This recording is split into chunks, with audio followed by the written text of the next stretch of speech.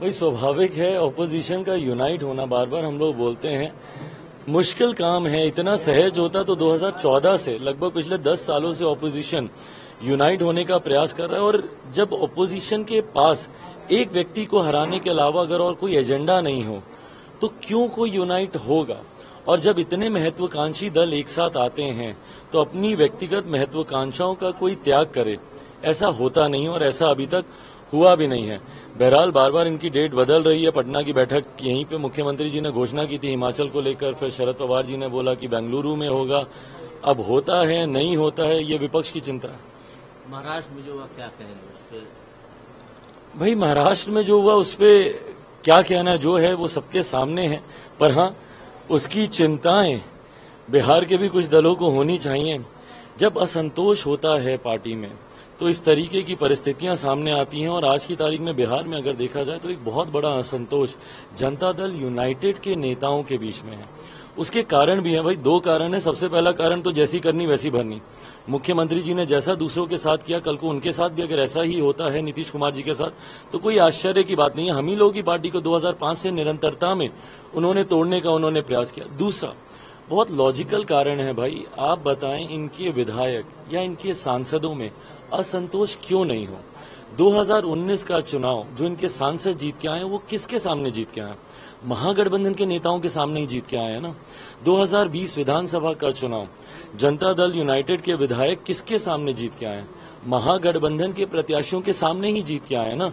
तो ऐसे एक एक लोकसभा सीट पर महागठबंधन के भी प्रत्याशी और जनता दल यूनाइटेड में दोनों अलग इसलिए बोल रहा हूं क्योंकि 2019-20 में मुख्यमंत्री जी एनडीए के साथ थे तो महागठबंधन के अपने मजबूत दावेदार हैं। ऐसे में मुख्यमंत्री जी की पार्टी के भी दावेदार हैं। लोकसभा में भी यही समस्या है, विधानसभा में तो एक असंतोष की परिस्थिति है, एक अनिश्चितता की परिस्थिति है। इनके नेता, इनके विधायक, इनके सांसदों के भीतर उनको नहीं पता कि उनको वो सीट मिलेगी कि नहीं। और यही कारण है कि इनकी पार्टी में एक भयंकर असंतोष उत्पन्न हो रहा है जिसका परिणाम स्वरूप पार्टी में इनके एक बड़ी टूट होगी। लेकिन जेडीयू के राष्ट्रीय अध्यक्ष कह रहे हैं कि कुछ भी कर लें 24 में मोदी जी नहीं आने जा रहे हैं। फिर भाई कैसे नहीं आएंगे बताएं ना मुझे। आपके पास क्या ऐसी रणनीति है मोदी जी का विरोध करने के अलावा? भाई मैं भी एक बिहारी भी हूं और मैं भारतीय भी हूं।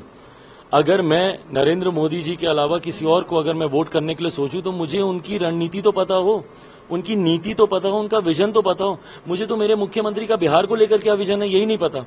किसी बिहारी से पूछ लीजिए क्या विजन है, बिहार में कैसे डेवलपमेंट आएगा, कैसे पर कैपिटा इनकम बढ़ेगी, कैसे इंफ्रास्ट्रक्चरल डेवलपमेंट होंगे, आईटी जॉब, आईटी सेक्टर्स कैसे आएंगे, इंडस्ट्रियलाइजेशन कैसे होगा। है कोई नीति मुख्यमंत्री जी के पास? तो जिस नेता के पास अपने प्रदेश को लेकर कोई नीति नहीं हो वो देश भर का नेतृत्व करने की सोच रख रहा है और लोग सोच रहे हैं कि उनके साथ जाएंगे। जो मुख्यमंत्री अपने प्रदेश में अपराध को नियंत्रित नहीं कर पाए, भ्रष्टाचार को नियंत्रित नहीं कर पाए, देश की जनता उनके साथ क्यों जाना चाहेगी? लेकिन बिहार के सीएम तो बोलते हैं कि जनता हमारे साथ है, जनता का राज है। जनता अगर आपके साथ होती मुख्यमंत्री नीतीश कुमार जी तो आज आप तीसरे नंबर की पार्टी नहीं होते।